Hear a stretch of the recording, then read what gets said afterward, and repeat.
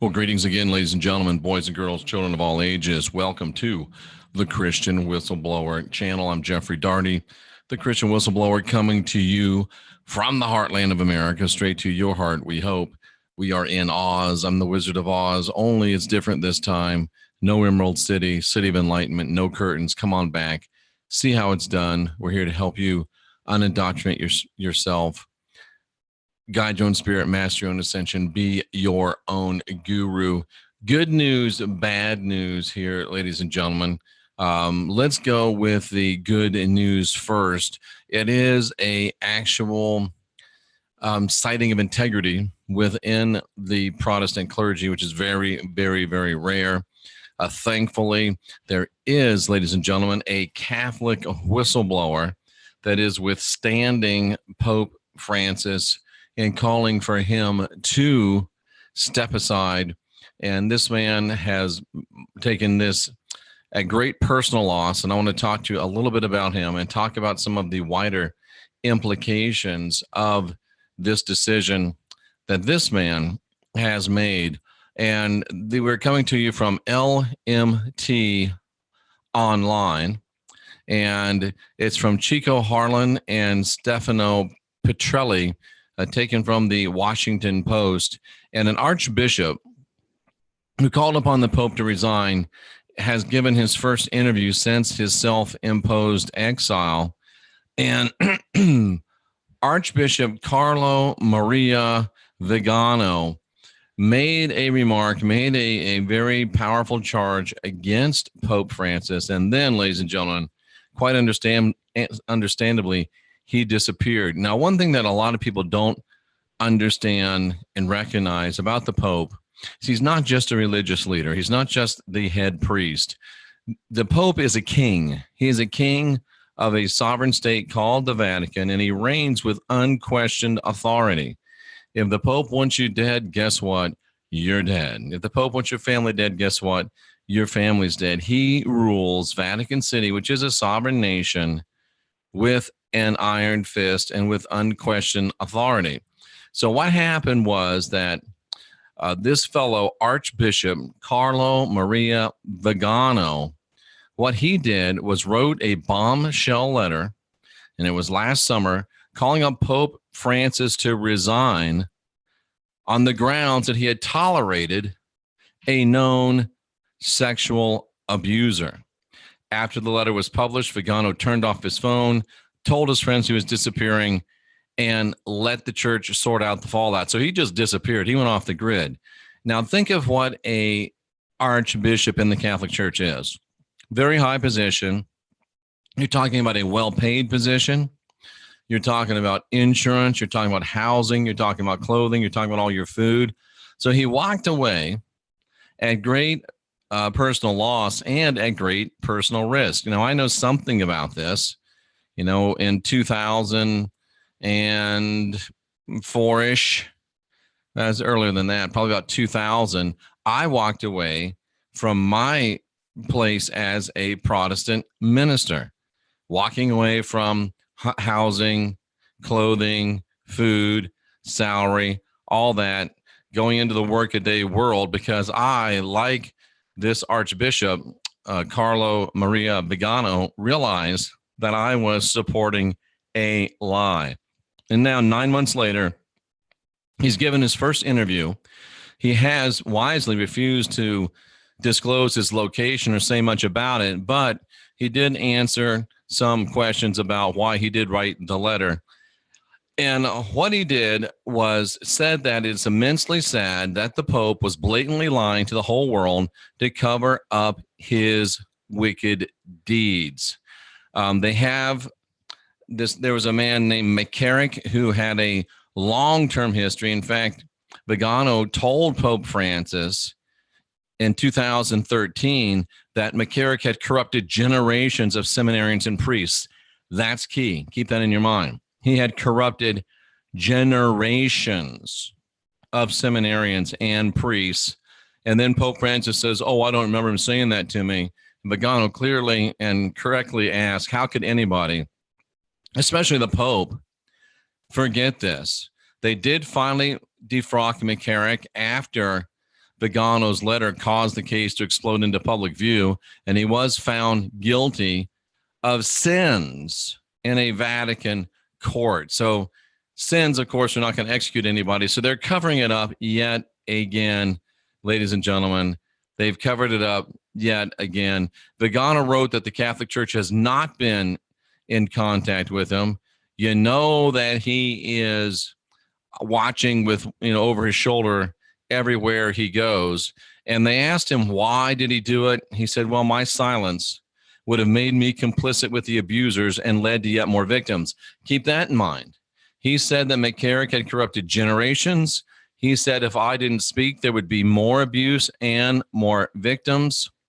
And ladies and gentlemen, it is just amazing that this guy can go to the Pope and say, listen, this guy is buggering children, and the Pope turns a deaf ear to it. Francis knew as early as 2013. Vigano says the truth's eventually going to come out for Pope Francis, just like it did for Cardinal Donald Wuerl, the former Archbishop of Washington, who portrayed himself last summer as being unaware about complaints against McCarrick. And then it has come out that he obviously did know. He certainly acquired a very strong moral leadership in the Catholic world, and that's being spoken of Vigano. So, ladies and gentlemen, here is a guy that has called out the Pope because the Pope knew that this man was molesting people, and the Pope let him go. And I want to tell you something else that I saw in this story that is just, it speaks. Here we go. Vigano, this is one of the last things. Vigano spoke in detail about one of his most contentious beliefs, that there is a problem of homosexuality in the priesthood, an endemic problem of homosexuality in the priesthood that is not being honestly acknowledged or properly addressed. Generations of priests being corrupted. There would be more victims and more perpetrators if he didn't say anything. There's a problem of homosexuality in the priesthood that is not being addressed nor acknowledged. And then in his closing statement, he says that there is a gay mafia, not my words, his, a gay mafia among bishops protecting themselves and sabotaging all efforts at reform. Vigano says he wished that he would have spoken out further. He leaves open the possibility that Francis could repent, says he should step down if he refuses to admit his mistakes and ask for forgiveness. But put the pieces together, ladies and gentlemen. This man, McCarrick, had corrupted generations of seminarians and priests. Vigano said, if I don't speak out, there will be more victims, there will be more perpetrators. He said that there is endemic homosexuality in the Catholic priesthood that's not being acknowledged or addressed. And he said it's a gay mafia protecting themselves and sabotaging all efforts at reform. What does that mean? That means that, as I have said for the past number of months, and being proven correct again, child sexual abuse is not an aberration in the Catholic Church. Child sexual abuse is not an aberration in the Roman Catholic Church. It's a sacrament. It is a built-in part of the religion, just as prominent as the Eucharist. I understand the weight of those words, and I mean them. Ritually raping and abusing children is foundational to Roman Catholic and Roman Protestant religion. Hold on, folks. You are about to see massive revelations of the same type of heinous behavior within Roman Protestant churches. It's already happening. I've already reported on it. The real story here is not really that Pope Francis knew about it and did nothing about it.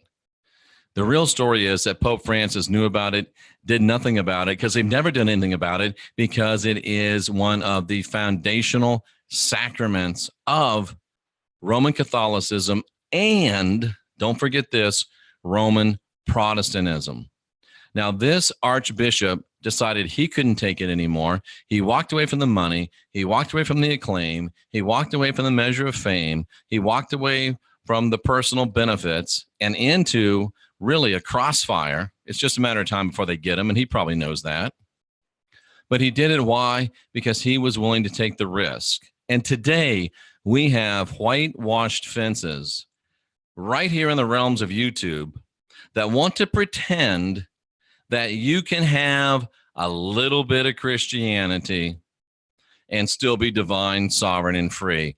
That's a lie. You cannot have a little bit of blood poisoning. You cannot have a little bit of HIV. You cannot have a little bit of AIDS. You cannot be a little bit pregnant.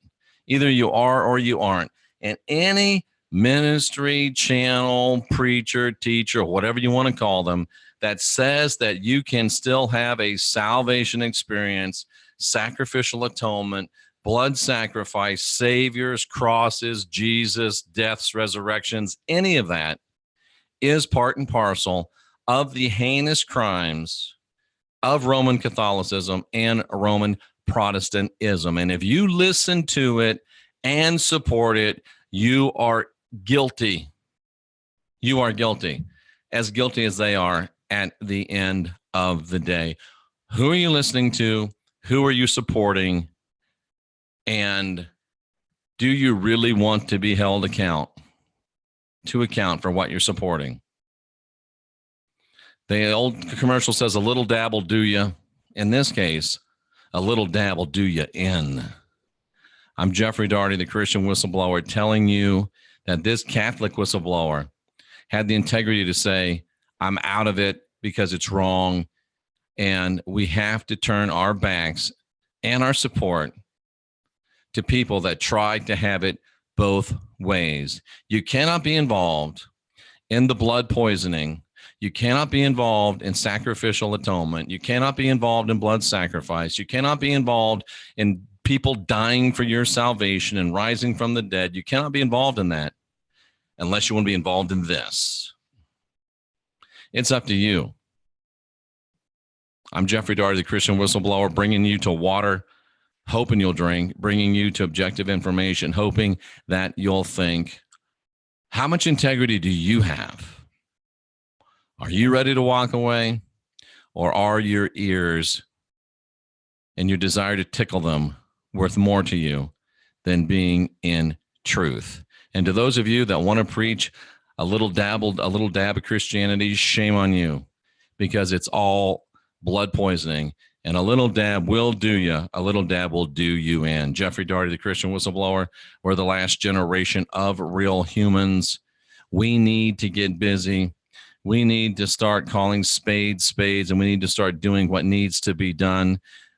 There's no time for this foolishness. We've got to get busy, and we've got to unindoctrinate ourselves.